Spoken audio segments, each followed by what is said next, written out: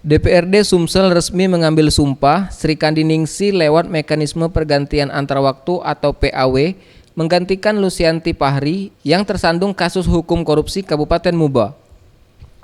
Menurut Giri Ramandakimas, Ketua DPRD Sumsel mengatakan, PAW ini harus dilakukan karena kursi kader PAN di DPRD Sumsel telah lama kosong. Dan agenda pelantikan ini dilakukan setelah rapat paripurna yang membahas 10 raperda baru. Digodok 10 perda inisiatif yang digodok oleh DPRD Sumatera Selatan. Dan di agenda yang kedua ini adalah pelantikan penggantian antar waktu DPRD Sumatera Selatan atas nama Ibu Saudari Sri Kandi Ningsih. Susun dan terumuskan jadi perda inisiatif. Artinya perda ini murni digodok oleh kawan-kawan di DPRD Sumatera Selatan melalui Badan Pembentukan Perda Provinsi. Hal ini dibenarkan Jonci Muhammad selaku Ketua Praksi PAN DPRD Sumsel. Pergantian antar waktu ini dilakukan mengingat Lusianti Fahri saat ini terlibat persoalan hukum dan telah ikrah.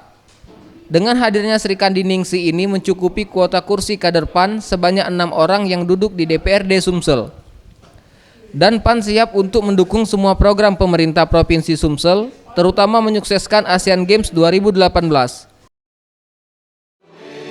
Pemirsa sekalian, hari ini dilakukan PAW karena PAW itu ada 4 sebab. 1, meninggal dunia, 2, mengundurkan diri, 3, dipecat oleh partai, 4, terlibat persoalan hukum yang sudah mempunyai hukum inkrah atau putusan hukum yang tetap. Nah, Bu Lucy itu yang keempat ini.